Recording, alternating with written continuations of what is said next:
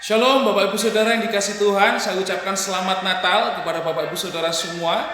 Dimanapun Bapak Ibu Saudara berada, kita percaya bahwa pada Natal hari ini, sekalipun kita tidak bisa merayakan seperti hari-hari yang sudah kita lalui pada tahun-tahun yang lalu, tapi biarlah Natal ini tidak mengurangi sukacita kita dan membuat kita tetap bersyukur kepada Tuhan, sekalipun kita merayakannya di tengah pandemi. Puji nama Tuhan, Bapak Ibu Saudara yang dikasih Tuhan. Biarlah damai Natal dan sukacita Natal senantiasa terpelihara baik di dalam hati kita, dan kita mampu hidup sesuai dengan kehendak Tuhan melalui setiap perayaan-perayaan yang saat ini kita rayakan, Bapak Ibu Saudara. Puji nama Tuhan. Hari ini kita akan bersama-sama kembali belajar firman Tuhan yang akan kita ambil di dalam Matius pasal 4 ayat 1 sampai dengan yang ke-11. Sekali lagi, kita akan merenungkan firman Tuhan yang terambil dalam Matius pasal 4 ayat 1 sampai dengan yang ke-11. Namun sebelum kita merenungkan firman Tuhan ini, saya akan mengajak kita semua untuk menundukkan kepala kita sejenak dan kita akan bersatu di dalam doa. Kita berdoa. Bapa, di dalam nama Tuhan Yesus Kristus, kembali kami bersyukur atas kebaikan dan kemurahan yang sudah Tuhan berikan di dalam kehidupan kami, di mana Tuhan boleh memberkati, menolong kami semua, hingga pada hari ini kami boleh merayakan Natal di tahun 2020 ini. Sekalipun kami tidak bisa merayakan Natal pada tahun ini seperti tahun-tahun yang sudah kami lalui, tetapi kami bersyukur kepada Tuhan karena Tuhan masih memberikan kepada kami semua kesempatan, kesehatan, kekuatan, dan berkat yang cukup untuk kami nikmati. Terima kasih untuk segala yang baik yang Tuhan karyakan di dalam kehidupan kami, dan mampukan kami boleh mengambil hikmat Natal pada kesempatan ini untuk kami semakin mengasihi Tuhan, semakin mampu untuk hidup seturut dengan kehendak Tuhan, semakin mampu hidup berserah kepada Tuhan, sehingga kehidupan Kristen kami menjadi kekristenan yang berkenan kepada Tuhan. Terima kasih Tuhan Yesus. Sebentar kami akan kembali lagi belajar firman-Mu. Tolong Tuhan berikan kepada kami hikmat karunia daripada Roh Kudus-Mu, supaya firman-Mu yang kami dengarkan, yang kami terima, boleh mengambil tempat yang baik di dalam hati kami. Firman-Mu boleh tumbuh berbuah di dalam kehidupan kami, dan kehidupan kami boleh menjadi berkat bagi semua orang. Terima kasih Tuhan, terima kasih. Mampukan kami tidak hanya menjadi pendengar firman-Mu, tetapi kami boleh menjadi pelaku-pelaku firman Tuhan. Ini hidup kami Tuhan, dan kami siap mendengarkan firman-Mu. Di dalam nama Tuhan Yesus Kristus kami sudah berdoa. Amin. Bapak Ibu Saudara dikasih Tuhan, kita buka Alkitab kita di dalam Matius pasal 4 ayat 1 sampai dengan yang ke-11. Judul perikopnya di situ pencobaan di padang gurun. Tetapi saya akan mengajak Bapak Ibu Saudara semua untuk membaca ayat yang ke-11. Saya akan membacakannya untuk Bapak Ibu Saudara semua. Bapak Ibu Saudara boleh menyimak ayat ini. Matius pasal 4 ayat yang ke-11, demikian bunyi firman Tuhan. Lalu iblis meninggalkan dia, dan lihatlah malaikat-malaikat datang melayani Yesus. Bapak Ibu Saudara yang dikasih Tuhan, kalau kita melihat ayat ini, maka kita melihat sebuah pengharapan bagi kita semua. Ternyata Tuhan menang atas tipu muslihat iblis, dan kemenangan itu akan ditularkan juga kepada kita semua. Saudara dan saya akan dimampukan untuk menang melawan tipu muslihat iblis. Sehingga renungan firman Tuhan hari ini akan saya beri judul, yaitu menang dari tipu muslihat iblis. Apa itu tipu muslihat iblis? Tipu muslihat iblis adalah segala hal yang bisa saja dijadikan iblis untuk menarik perhatian kita mengikuti jalannya, sehingga kita tidak lagi terfokus kepada apa yang menjadi kehendak Tuhan untuk kita lakukan. Bahkan Natal sekalipun seperti sekarang ini bisa menjadi tipu muslihat iblis kalau kita kemudian tidak lagi berfokus melihat apa sebenarnya tujuan Natal, sehingga kita hanya berfokus kepada fokus yang salah. Apa fokus yang salah? Kita sibuk dengan kesibukan duniawi kita. Kita hanya sibuk bagaimana kita mempersiapkan persiapan jasmani terkait dengan Natal. Baik itu terkait dengan menghias pohon Natal, memberikan sambutan kepada tamu-tamu yang akan datang, menghidangkan makanan-makanan mungkin yang terbaik yang bisa kita berikan. Kemudian kita bersilaturahmi kepada saudara-saudara kita yang kita sukai. Kemudian kita berpikir bagaimana kita harus membeli baju baru dan lain sebagainya. Tapi kita lupa bagaimana Natal itu harusnya membawa sebuah perubahan di dalam kehidupan kita. Karena kenapa? Allah telah menjelma menjadi manusia. Dan dia sudah lahir ke dalam dunia, bahkan sekarang ini lahir di dalam hati kita. Kira-kira perbuatan baik apa yang bisa kita munculkan setelah Tuhan lahir dalam kehidupan kita? Apakah hanya bersifat jasmani seperti yang saya gambarkan tadi? Ataukah kita benar-benar memiliki kesadaran rohani untuk kita mengambil sebuah komitmen hidup lebih baik, hidup lebih berkenan kepada Tuhan, sehingga kita mampu mengasihi orang yang membenci kita. Bahkan kita bisa mampu mengasihi musuh kita. Dan kita mampu bersukacita dalam segala keadaan. Kita mampu bersyukur di dalam kondisi-kondisi yang sulit yang mungkin saat ini kita hadapi. Bapak Ibu Saudara yang dikasihi Tuhan, iblis berusaha untuk menarik kita jauh daripada Tuhan. Tetapi ingat, dengan tema kita hari ini yaitu Immanuel, Tuhan beserta kita. Tuhan akan memampukan saudara dan saya untuk hidup dalam kehendak Tuhan. Dengan catatan kita mau belajar untuk taat kepada Tuhan, taat kepada setiap firman-Nya. Nah, Bapak Ibu Saudara yang dikasihi Tuhan, dari ayat 11 yang kita baca tadi itu kita melihat tentang dua hal. Yang pertama, firman Tuhan katakan di sini yaitu lalu iblis meninggalkan dia. Iblis meninggalkan Yesus. Kenapa iblis meninggalkan Yesus? Karena Yesus telah menang atas tipu muslihat iblis. Kalau saya boleh menggambarkan iblis ini adalah sebuah kesukaran, maka kita bisa melihat bahwa Yesus ditinggalkan kesukaran dalam tanda kutip, Bapak Ibu Saudara. Saat itu dia sedang menghadapi kesukaran dan iblis menambah kesukaran itu. Apa kesukaran yang dihadapi Yesus? Dia sedang dicobai. Dia tinggal di padang gurun, dia berpuasa 40 hari 40 malam, dan di situ dia mulai lapar. Iblis datang untuk mencobai Yesus. Bapak Ibu Saudara yang dikasihi Tuhan, kadangkala kita berjumpa dengan banyak sekali kesukaran demi kesukaran. Kita banyak sekali berjumpa dengan pencobaan demi pencobaan. Dan kadangkala kita berharap, Tuhan, kalau boleh, Tuhan lalukanlah kesukaran ini daripadaku. Lalukanlah pencobaan daripadaku. Berikan aku kemenangan. Dan saat ini kita membaca dalam ayat yang ke-11 ini, kita melihat bersama-sama. Tuhan mampu memberikan kepada kita semua kemenangan daripada kesukaran, di mana kesukaran akan meninggalkan kita. Tetapi bagaimana cara kesukaran meninggalkan kita? Yaitu dengan saudara dan saya dibekali terlebih dahulu dengan kekuatan untuk menghadapi kesukaran-kesukaran itu. Melalui apa? Melalui kuasa Roh Kudus. Yang selanjutnya kita baca di dalam ayat 11 ini, yaitu kemudian kita melihat bahwa malaikat datang melayani Yesus. Bapak Ibu Saudara yang dikasihi oleh Tuhan, kalau saya boleh menggambarkan malaikat itu adalah sebuah sukacita, maka ketika kita ditinggalkan kesukaran, kita bisa dilayani oleh kebahagiaan, dilayani oleh sukacita.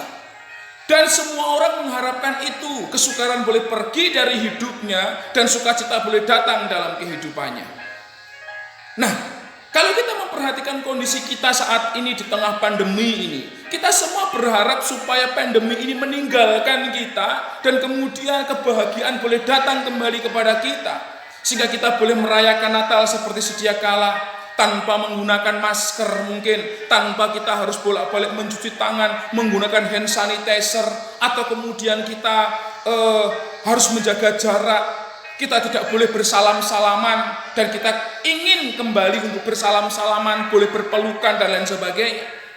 Ada harapan-harapan supaya kesukaran-kesukaran itu pergi dari kita dan kita hidup dalam kebahagiaan. Tetapi kenyataannya saat ini kita masih di tengah pandemi dan kita harus tetap menjaga jarak. Kita harus sering mencuci tangan, menggunakan hand sanitizer. Kita harus masih menggunakan masker. Bagaimana kita bisa merasakan sukacita di tengah kondisi yang seperti ini? Ini yang perlu bersama-sama kita lihat. Apa arti daripada sukacita? Apa arti daripada menang daripada tipu muslihat iblis di tengah kesulitan-kesulitan yang saat ini mungkin kita alami, mungkin kita hadapi. Nah, Bapak Ibu Saudara yang dikasihi Tuhan, di dalam Matius pasal 4 ayat 1 sampai dengan 11, kita akan melihat bagaimana cara Tuhan mengalahkan iblis itu. Bagaimana cara Tuhan menang dari tipu muslihat iblis ini. Dan itu harus menjadi pengalaman kita juga. Apa yang dituliskan di dalam Matius pasal 4 ayat 1 sampai 11, ini adalah pengalaman Yesus sebagai manusia sebelum Yesus memulai pelayanannya. Dan hal yang sama Tuhan janjikan bisa terjadi kepada saudara dan saya sebagai umatnya. Saudara dan saya akan diberikan kemampuan untuk menang menghadapi tipu muslihat iblis, sehingga saudara dan saya boleh mengalami sukacita di tengah kondisi-kondisi yang buruk sekalipun. Saudara dan saya dimampukan untuk bersyukur di tengah kesukaran yang kita hadapi. Nah, di dalam Matius pasal 4 ayat 1 sampai 11, kita melihat bagaimana Tuhan Yesus memberikan kepada kita semua teladan untuk kita menang daripada tipu muslihat iblis. Ya. Firman Tuhan mengajarkan bagaimana kita dapat mengalahkan iblis dengan segala tawaran-tawaran dunia yang sedang banyak dicari oleh manusia di dunia ini. Apa tawaran-tawaran itu? Yang pertama dalam ayat 3 sampai 4, kalau kita bisa memperhatikan Bapak Ibu Saudara dikasihi Tuhan, lalu datanglah si pencoba itu dan berkata kepadanya, jika engkau anak Allah, perintahkanlah supaya batu-batu ini menjadi roti. Tetapi Yesus menjawab, ada tertulis, manusia hidup bukan dari roti saja, tetapi dari setiap firman yang keluar dari mulut Allah. Bapak Ibu Saudara, hal yang paling utama yang banyak dicari orang adalah makanan. Ada kebutuhan primer, yaitu makan. Nah, iblis memberikan sebuah godaan kepada Yesus. Tatkala Yesus berpuasa dan dia menjadi lapar, iblis kemudian menggoda Yesus. Untuk apa? Untuk Yesus mengubah batu menjadi roti. Kemudian Yesus menyampaikan kepada iblis. Dia menang terhadap iblis ketika dia melihat dan dia sampaikan bahwa manusia tidak hanya sekedar hidup karena roti saja. Saudara dan saya diingatkan bahwa bukan hanya masalah makanan saja. Sehingga kadangkala kita harus mengorbankan ibadah kita mengorbankan waktu-waktu kita bersama dengan Tuhan hanya untuk hal-hal yang berbau sementara, yaitu makanan, pakaian, uang dan lain sebagainya.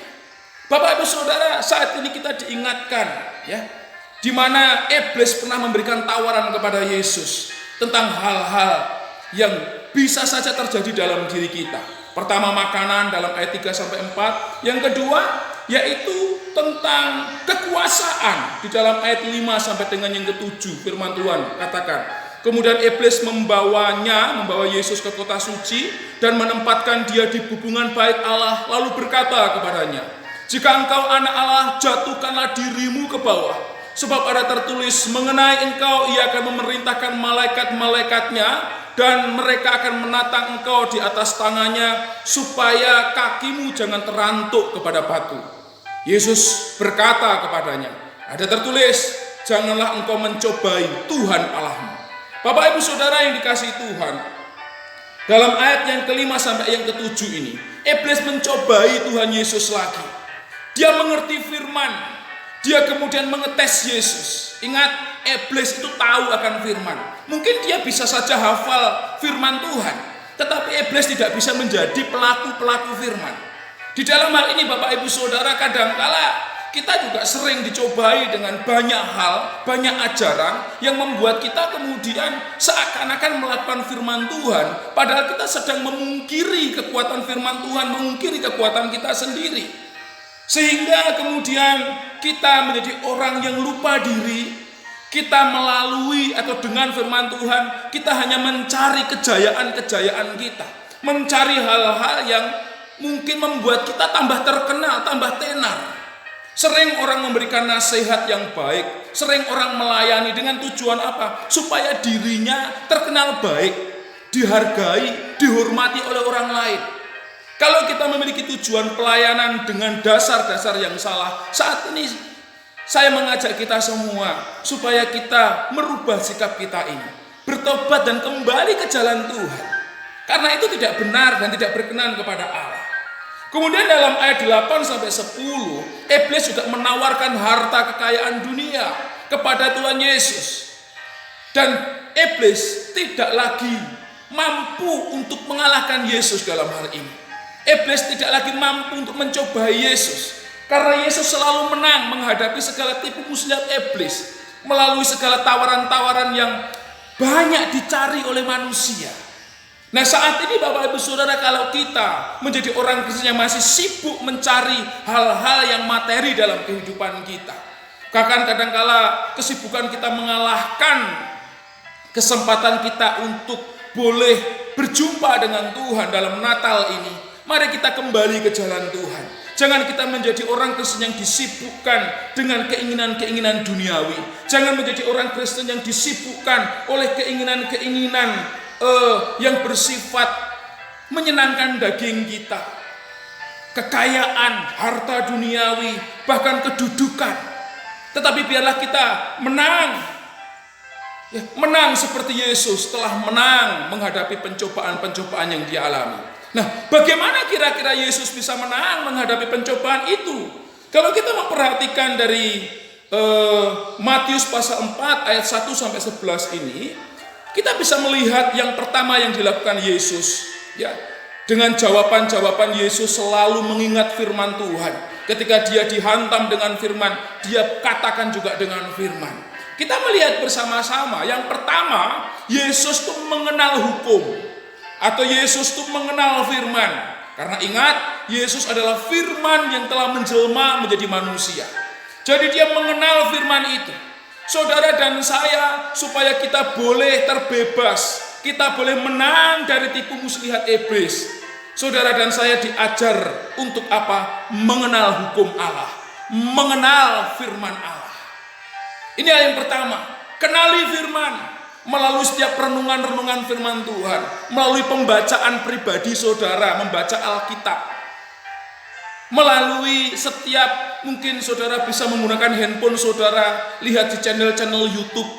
Banyak hamba-hamba Tuhan yang berkompeten untuk memberikan kepada kita semua pencerahan melalui firman-firman Tuhan yang bisa di-sharingkan melalui Facebook dan media-media sosial yang lainnya. Gunakan itu untuk kita terbangun, untuk semakin mengenal firman Allah. Dan jangan malah kita gunakan untuk hal-hal yang negatif. Tapi marilah kita menggunakan setiap media yang ada tadi itu untuk membuat iman kita semakin bertumbuh, yaitu dengan kita mengenal hukum itu, semakin mengenal setiap apa yang menjadi kehendak Tuhan bagi kita semua. Yang kedua, setelah Yesus mengajar kita untuk mengenal hukum, Yesus mengajar kita untuk taat kepada hukum. Dia melakukan firman. Iblis itu kenal firman, iblis itu mengerti firman, iblis itu hafal firman. Tetapi iblis tidak bisa taat kepada firman. Dia hanya tahu menggunakan firman tadi itu menjadi sebuah alat. Banyak iblis itu memperalat firman. Oleh karena itu jangan kita menjadi orang Kristen yang suka memperalat firman. Marilah kita mentaati firman. Pengetahuan yang benar tentang firman akan mengerjakan ketaatan yang benar juga kepada firman Tuhan. Lakukanlah firman itu seperti Yesus sudah melakukan firman. Setelah itu apa yang dilakukan Yesus? Yaitu Yesus hidup di dalam dan untuk hukum itu. Yesus hidup dan di dalam dan untuk firman Tuhan. Kalau saya boleh mengambil sebuah sebuah gambaran Bapak Ibu Saudara, hidup di dalam dan untuk firman ini berbicara tentang bahwa Yesus itu memiliki sebuah jalan hidup. Jalan hidupnya apa? Yaitu untuk taat kepada firman. Taat untuk melakukan setiap kehendak Allah yang sudah Tuhan perintahkan kepadanya. Saudara dan saya memiliki tujuan di dalam hidup ini. Yaitu untuk apa? Menggenapi rencana Allah. Kita tidak akan pernah tahu rencana Allah itu yang mana kalau kita tidak pernah mengenal firman itu. Kita tidak pernah taat kepada firman itu. Karena itu pada Natal kali ini mari kita bersama-sama mengenal firman itu. Kita taat kepada firman itu supaya kita bisa hidup di dalam dan untuk firman itu. Nah, Bapak Ibu Saudara yang dikasihi Tuhan, hukum itu adalah firman Allah. Firman Allah yang telah menjadi daging, yaitu dalam diri Yesus Kristus. Dan semuanya ada dinubuatkan, ada diceritakan, disampaikan oleh Alkitab ini. Sehingga Alkitab ini adalah firman Allah, bukan hanya sekadar buku yang berisi firman Allah. Alkitab ini memiliki wibawa kebenaran, penyampaian daripada Roh Allah, Roh Kudus Roh Allah, untuk berbicara kepada saudara dan saya secara pribadi. Di dalam hal ini, marilah kita bersama-sama untuk kita hidup sesuai dengan firman. Kira-kira apakah manusia dapat melakukan semuanya ini? Apakah manusia dapat mengenal hukum itu atau mengenal firman? Apakah manusia bisa taat secara sempurna kepada hukum itu, kepada firman itu? Apakah manusia dapat hidup di dalam dan untuk hukum itu atau untuk firman itu? Dengan kekuatan manusia, manusia tidak akan dapat, karena manusia telah berdosa dan telah kehilangan kemuliaan Allah. Sehingga natur manusia yang penuh dengan dosa tidak akan mampu untuk bisa melakukan apa yang menjadi kehendak Allah di dalam dirinya.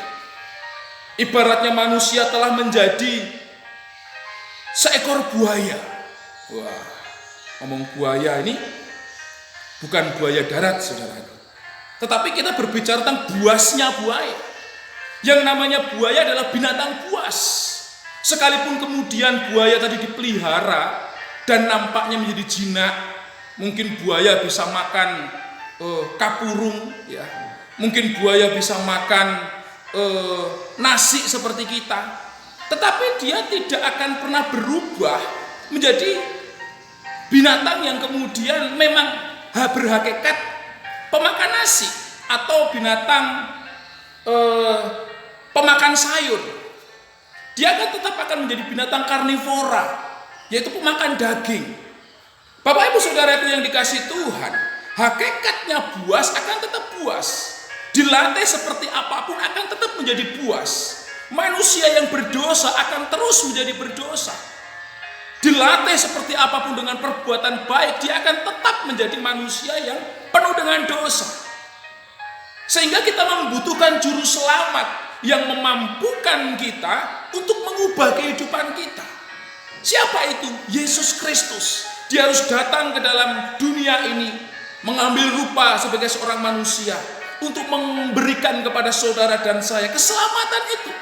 Sehingga kita tidak lagi menjadi manusia yang berdosa, yaitu dengan Immanuel, Tuhan beserta kita. Tuhan manunggal di dalam kehidupan kita. Sehingga ketika Tuhan manunggal di dalam kita, ya, kita akan dimampukan Tuhan untuk mengenal setiap kehendak Tuhan, mengenal setiap firman Tuhan. Kita akan dimampukan Tuhan untuk taat melakukan setiap firman Tuhan. Kita akan dimampukan Tuhan untuk kita hidup di dalam, ya, firman, dan kita bisa mampu untuk menghidupi firman dan dihidupi oleh firman. Sehingga kita menyentuh kepada hakikat kekristenan kita. Kita tidak hanya sekadar melakukan syarikat atau aturan-aturan agama, aturan-aturan kekristenan, tapi kita boleh menjadi pelaku-pelaku yang dimampukan untuk hidup seperti Kristus. Karena kenapa? Hakikat daripada kekristenan itu berbicara tentang bagaimana hidup kita dipimpin oleh Kristus. Sehingga bukan lagi diri kita, Rasul Paulus mengatakan bukan aku lagi, tetapi Kristus yang akan tampil di dalam diri kita. Kiranya Tuhan memberkati kita sekalian. Kita boleh benar-benar menang daripada tipu muslihat iblis dengan kita hidup di dalam firman Tuhan. Kenali firman itu, taatlah pada firman itu, hiduplah di dalam firman itu. Melalui siapa? Yesus Kristus. Percayalah kepada Yesus Kristus. berilah dirimu untuk hidup taat di dalam Yesus Kristus. Kalau kita belum mengenal Tuhan Yesus, saat ini saya undang saudara untuk percaya kepada Yesus Kristus sebagai Tuhan dan Juru Selamat. Dan jika saudara sudah adalah orang Kristen, mulailah hidup yang lebih baik lagi dengan kita belajar untuk hidup di dalam firman Tuhan. Tuhan Yesus memberkati kita sekalian. Selamat Natal Bapak Ibu Saudara. Kita tundukkan kepala kita bersatu di dalam doa. Terima kasih Tuhan untuk nasihat firman-Mu. Mampukan kami semua untuk menjadi pelaku-pelaku firman-Mu. Berkati jemaat-Mu, berikan kemampuan kepada kami semua untuk hidup sesuai dengan apa yang Tuhan kehendaki untuk kami lakukan. Kami menghadapi kesulitan-kesulitan Tuhan untuk kami melakukan firman-Mu. Tapi kami percaya Engkau adalah Allah Immanuel, Allah yang beserta kami, Allah yang manunggal di dalam kehidupan kami, yang akan memberikan kepada kami semua kesanggupan, kemampuan untuk hidup berkenan kepada Tuhan.